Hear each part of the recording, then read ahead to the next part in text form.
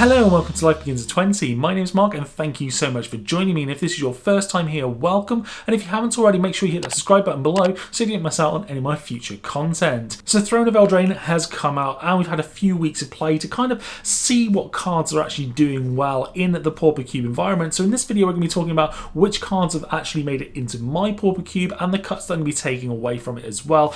Some of the cards are definite shoo-ins, some I'm kind of on the fence about at the moment, but I'm giving them a little bit of extra testing time to see how they get on. And just before we get stuck in, I just wanted to thank Card Market for sponsoring this video. Not only do they provide an inexpensive, safe, fair and easy way to not only buy singles, but also to sell them as well.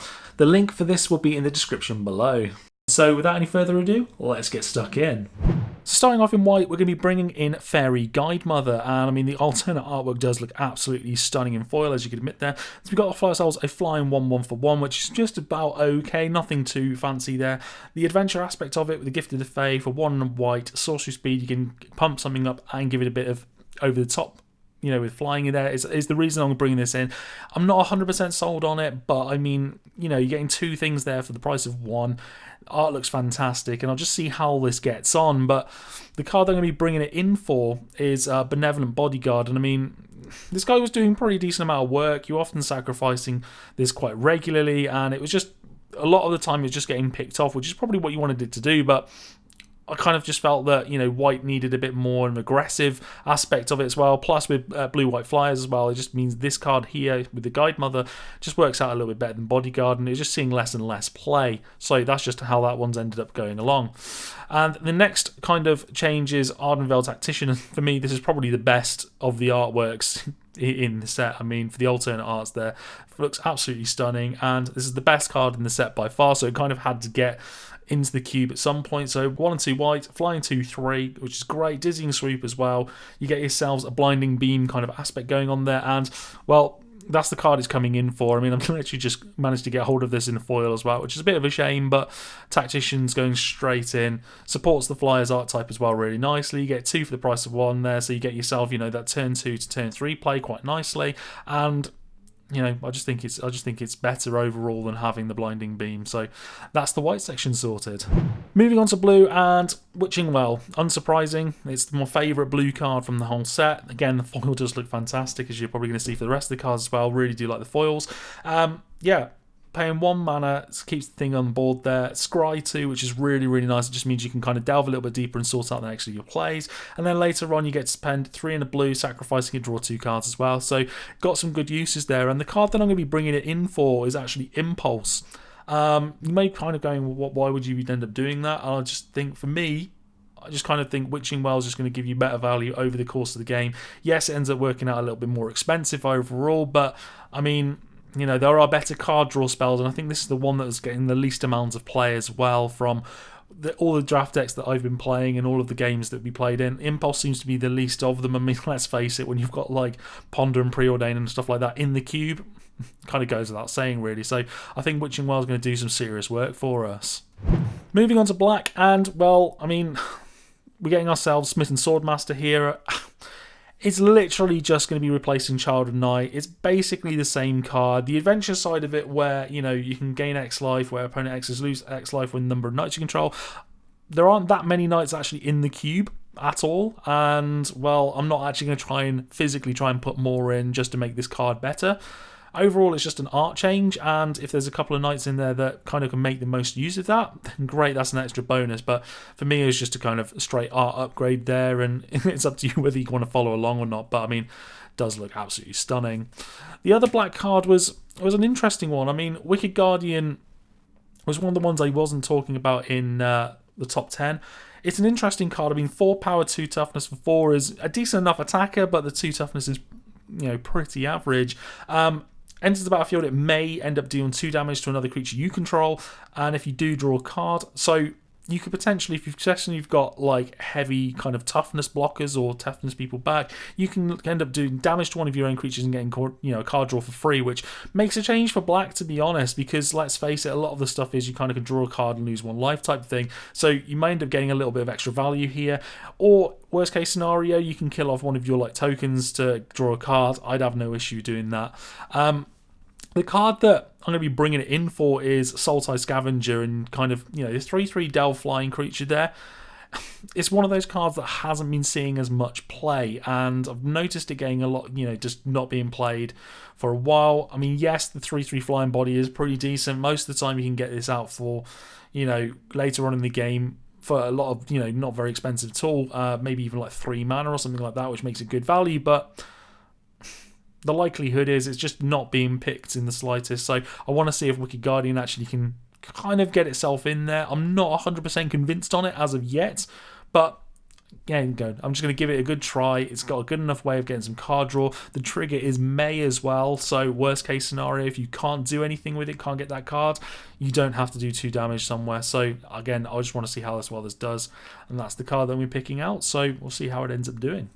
Moving on to red now, and well, let's face it, this is absolutely stunning. This was the most expensive of the kind of alternate art foils, and you know, it does look fantastic as well. It's going to be seeing play in a variety of different formats, so I can only see it being good. And to be perfectly honest, for 3 mana, you've got the Haggle, so you can kind of discard a card, draw a card, you know, get rid of one of those extra excess lands, get yourself some more gas.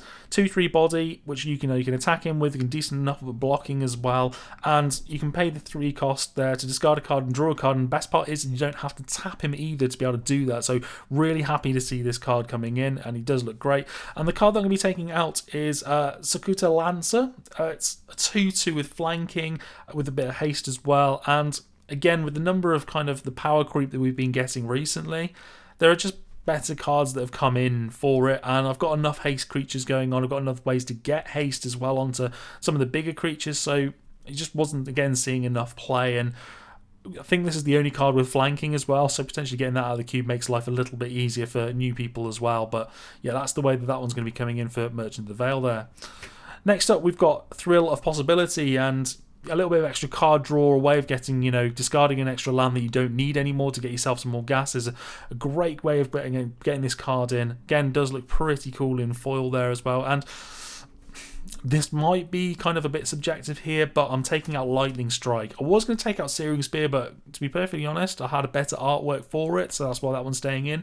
And they're basically the same card anyway. And for me, red had plenty of removal and plenty of burn already, and I kind of went, well, what's the one that's going to be the kind of least affected being taken out? And I thought, you know, it's either going to be Searing Spear or Lightning Strike, because they're basically the same card, and it just came down to artwork. So for me, getting red a little bit more of card draw and way of actually being able to interact, rather than just kind of having burn, because let's face it, red's got plenty of that, plenty of removal when it gets to the point where you kind of want more spells than you do actually want the creatures. So this is just a nice way of kind of evening it out a little bit. That's the way I'm seeing it. Thrill of Possibilities coming straight in, and we'll see how it ends up doing. And the last of the cards that I wanted to try and kind of give it a go, because I do like haste enablers in the cube, and that's Crystal Slipper. Not 100% sold on it as of yet, but I just like the fact that, you know, you can pay 2 mana, you can pay 1 whenever a creature comes in. Yes, you're just going to be getting, you know, your creature's going to get an extra mana taxed to try and, you know, be able to swing in straight away if they aren't already a haste creature. But depending on what the deck you're playing, and you know, if you're going to be trying to do this kind of thing, especially in green, it could be really, really useful splashing for this. You don't really mind that so much. Yes, the 1-top, you know, power is not a huge amount. I mean, it all adds up at the end of the day. And the card I'm going to be taking out is Vildimpack Outcast. And again, it's just a case of, it's a big red creature, it's just not getting played. It really isn't getting played, and that's the reason why this is coming out. Yes, you could potentially flip it over and it can do some serious work, but for the most part, I think red-based decks just want to be able to do more damage earlier on, and this guy just wasn't getting the play. So that's why it's coming in. Again, not 100% sold on this, but we'll see how it gets on. Coming on into the green cards now, and we've got ourselves a Fierce Witchstalker. 4/4 trample for 4, gives ourselves a food token as well, which is going to be nice against an aggro strategy. It seems a pretty decent card, and the one it's going to be coming in for is actually Festerhide Boar, and you might kind of go again, you know, 3/3, potentially a 5/5 trample body there. Why would you do that? I mean, I would just rather have the 4/4. Just be able to have a 4/4 trample straight in, no issues at all there. Yes, Festerhide Boar kind of can get itself bigger, and the triggers aren't too bad to actually get, but for me, it's just the consistency side of things as well. And the food token can be potentially pretty useful as well. It's not the not the best card from the set, and there's probably better 4-drops as well. So again, let me know in the comment section below which ones you think may be a better kind of substitution here over the Fierce Witch Stalker. I just wanted to give it a little bit of a test and see how much of the difference that food token can actually make. Next up, we've got, again, it's not from the new set, it's from a bit of an older set, but that's Rampaging Hippo. So it's a 5/6 trample with cycling on top, and this is coming in for Wild Leotao. And for me, this is kind of, the 5/4 body was good, but getting the tax on it there just means that, well, you know, you can get it out earlier. It doesn't have haste, so realistically, you're paying 5 mana for a 5/4. May as well pay 1 extra to get yourself a 5/6 trample body there. Doesn't even have trample either, so it's kind of one of the weaker 4-drops in the actual cube itself. And the cycling on this just makes it a little bit more versatile as well, so I just wanted to give it a bit of a try. It was one of those ones that was borderline when I was actually made the big cube update, so again, we want to see how this ends up doing, but decent enough, happy with that kind of swap there.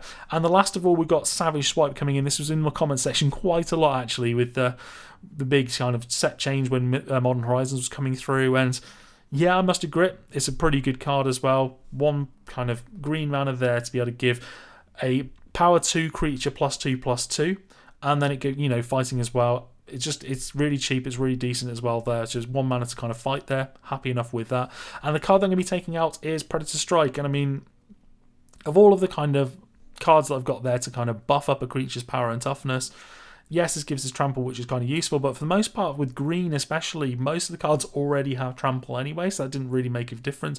And a number of kind of growth spells I've got in there as well just meant that this was the weakest one of the lot, and I'm more than happy to see this one disappear. So that's just another fight spell in there for a nice piece of removal for green.